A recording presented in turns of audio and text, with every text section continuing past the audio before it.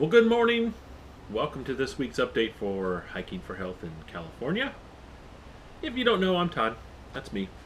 So this is for the week of April 30th. I'm actually filming this on Monday, so the first day of May. Happy Beltane for those of you who celebrate it. Happy May Day. And for this week, I am happy to tell you that although it's going slowly now, all of a sudden, and I'm kind of wondering about that, and I'll tell you why in a second. It's still going in the right direction. So my weight this week is at 284.2, and if you recall last week's weight, I have lost just over half a pound, 0.6 pounds I lost, for a total loss of 20.8 pounds so far since I began. So that's not bad. A little over half a pound loss for the week. I'm shooting for 2, so I'm not quite hitting that mark right now. And I don't know if it's because I'm at a point where the calories that the app tells me to get is close to. I mean, if after you lose a certain amount of weight, it will adjust your calories. And if I'm close to that adjustment line, the calories I'm eating may be actually too much. And so I'm thinking about adjusting that. That even though it's giving me a certain amount of calories, I may cut, I don't know, 500 calories off of what it's giving me to see if that sparks it. And one of the reasons why I'm wondering why I'm not losing more, again, I'm not expecting 5-6 pounds a week, but I'd like to have 1 to 2 pounds a week, is this last week I definitely was not sedentary. I did an 8-mile hike on Tuesday. I was active doing all kinds of stuff outside for most of the week, and then I did a 10-mile hike on Saturday with my son's Boy Scout troop. So, 18 miles hiking, and then I don't know how many miles doing the other things that I've been doing, just in every day walking around and stuff like that, and just over half a pound lost. I was kind of hoping for more, and I know like maybe more activity makes me eat more, but I've been watching. I've been keeping within my allotted calories, and when you do a large amount of exercise like that, it adds calories. It like I gained like an extra 2,000 calories the day I did 10 miles, but I don't use those. I don't go into those. I stick with what I get for the day and things like that. So again, trying to make some adjustments to make that loss a little bit bigger, because I got to lose 80 more pounds, and I know I'm doing it little chunks at a time. My next goal is another 20 pounds. I'm just going to keep working on that. But ultimately, I'm trying to lose about 80 more pounds so I can get right around or below the 200-pound mark. And if I'm going to be doing that half a pound at a time per week, holy mackerel, can I speed that up a little bit? So, but ultimately, good news, I am losing. And so I'll take that as a victory, a little over half a pound. So I'm at 284.2. And as you remember, I started at over 300, about 305. So, hey, cool. So yeah, that's then the other thing I just wanted to go over is that's kind of what I've been doing. I already put I know I was ahead this time. I already put the trail report up for the White Slough long loop, and although I didn't mention it in the trail report, I put a little bit in there in text. I have my doubts about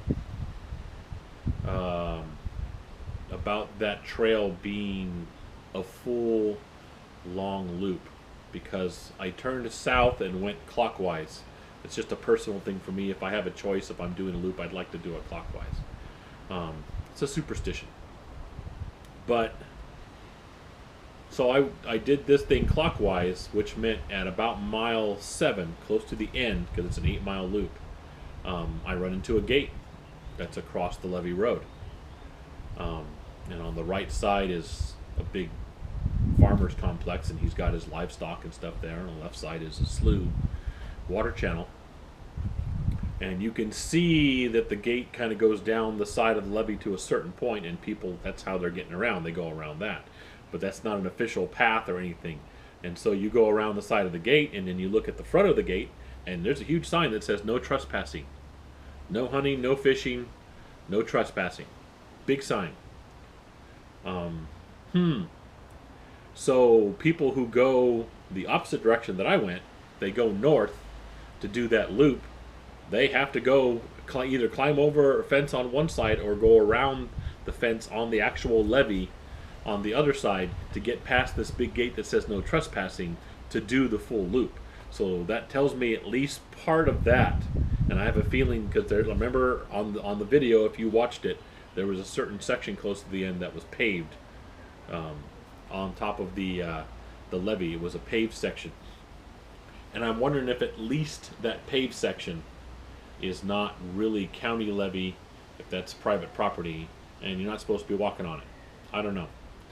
Nobody bothered me. I saw a couple of people out there working the fields and stuff like that, driving tractors, and nobody bugged me. Nobody stopped. Nobody even gave me a sideways glance. So that's cool. And when I'm out there, I sure wouldn't argue with anybody. Even though I'm pretty sure the levee roads are public access. If some guy drove up in a tractor and said, "Hey, this is private property," I'm not gonna argue with him. Hey, okay, I'll get off the first chance I get. If I'm out in the middle of nowhere, half the trail though, what am I supposed to do? But yeah, so I'm wondering if that White Slough thing really is a full loop, or it's supposed to be a full loop. There's plenty of levee area there, which in county levees are supposed to be, public access during daylight hours and stuff like that. You can walk on those. So I'm wondering if that's supposed to be a full loop or maybe not. Maybe there's just a certain section you're supposed to be walking, but somebody, when they put it in the apps and they send it to the apps that I've been using, they count it as a full trail. I don't know. Maybe it used to be a full trail, but the farmer has that section cord. I don't know. All I know is, depending on which way you go, you run into a gate eventually that says no trespassing on it, that goes across this trail. So at least part of that trail appears to be private property, no trespassing. Hey, but there it is. It worked. I did the whole loop. Nobody bothered me, and I didn't bother anybody, and I did the full 8 miles. And then Saturday, just a couple of days ago, I went with my son's Boy Scout troop. Really a good group of boys, some really good scout leaders, and we did a 10-mile hike. We did Bear Creek. There's a little trail, a levee road that goes alongside of Bear Creek all the way out and connected to Atherton, which I have walked before, all the way out to Paradise Point Marina. Had a little snack there, a little bit of lunch at Paradise Point Marina, and then came all the way back. And so in a little over 3 hours, we did a 10-mile hike. So it was pretty good. And that's really the update. The only other thing I want to do is I want to do a little shout out here. I don't watch much TV anymore. My entertainment now is pretty much doing kind of stuff I like to do, my hobbies. And then when I'm hanging out at night, I like watching different YouTube channels. And I'm a total geek, so I watch a lot of the geek stuff, game stuff, things like that. But I'm also into a lot of the hiking things. And I want to give a shout out. There's a lot of folks out there who are right now, this minute, walking the Pacific Crest Trail, which is a huge interest of mine and something I eventually am trying to do either next year or the year after. I'm trying to get up in the right shape and everything to eventually hit that trail. Whether I do it in sections or I do it in halves, one half then another half the next season, or I do the whole thing all the way through, I don't know. But in some way or form, I'm going to do the Pacific Crest Trail eventually. And so to that end, I like watching a lot of I learn a lot watching a lot of the folks who put out videos doing that. And so on both Instagram and YouTube, there's a whole bunch of people that are doing a great job. And the ones I really watch on Instagram, and I'll put it up on the screen so you guys can, like, if you're really interested and you can get a hold of them, you can freeze frame it. Juliana Chauncey, Nina Runs, Vanessa Takes Photos, Campo to Canada, Janderson84, Grandfather Pine, With a Blonde, and Homemade Wanderlust, all on Instagram. They're always posting amazing pictures, wonderful shots from the trail, and sometimes little funny little quips and things like that. Really good stuff. Now on YouTube, people who are actually posting actual logs on YouTube, some of them are just fantastic, 10-15 minutes out of their entire day. And so, like, every single day on the trail, they've got a post, which is really awesome, because then you get this day by day thing. Some of them will give you kind of a bigger chunk, within a couple of days, this is what I did and things. So different things to choose from to watch for. Most of the videos are 15-20 minutes long at the most. Some go longer, but most of them are within the 10 to 15 minute range. And so on YouTube, that is Homemade Wanderlust again. She does both Instagram and YouTube. Sun Up Hikes, Chocolate Balls. He is awesome. He's got such an amazing attitude. Every single video starts with him giving you a hearty good morning, and talks about a lot of the kindness he meets on the trail and things. Really cool video log. Grace Goes Global, although I haven't seen anything from her from the Pacific Crest Trail. I know she put out a video saying she planned it, and she had a departure date from Campo of late April. So she is probably out there right now and hasn't gotten to a place where she can post yet, but she plans on putting out regular blogs on YouTube. So I haven't seen one yet, but I plan on following it when she does. And somebody called Codeegan, and that's capital K, number 0, Deegan, also doing some really cool blogs on YouTube. So if you guys are interested, I'm telling you, that's what I do instead of television anymore. I'm not into sitcoms or watching most TV programs anymore. I watch real people on YouTube do things that I'm interested in, which is gaming, and I watch little news blurbs about movie sites and geek topics, and I watch folks who are doing hiking. I get a lot of pointers. A lot of these folks do great videos on their equipment choices and why they chose what equipment, and really cool videos on how they handle things on the trail. Most of them keep it real. It's not just the tourist, hey, here's Eagle Rock, hey, here's blah blah blah, look what I did. I mean, you get that, but at the same time it's here's a blowdown I had to work around, and I'm almost out of water here. I don't think I calculated that right. It's stuff that they have to work through, which is a big learning thing for someone who, like me, who I think wants to eventually be out there and doing it myself. I get to kind of learn through their experiences, and that's really cool. So, and that's really all I got for this week's update.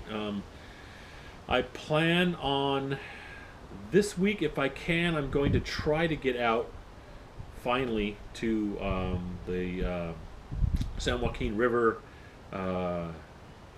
Nature Reserve, if I can. And I'll probably, even though I won't bother putting it on the channel because I've already done one before, I will probably at the very least get out on Atherton and do at least a 5-6 miler there, just because it's I have to keep myself active and keep myself in shape, and if that means doing the same little training trails, fine, I will do that. Yeah, I just got to keep active, keep walking. But I do have some stuff that I went over it last week that I want to get out there too, and this week I'm going to try to hit the San Joaquin River Reserve. So refuge, I think it is actually. It's a federal refuge. So that's about it. Hey, thanks a lot. Appreciate your support, and I hope to keep putting up more content. That's more than me talking to you guys through the camera like this. So thanks a lot.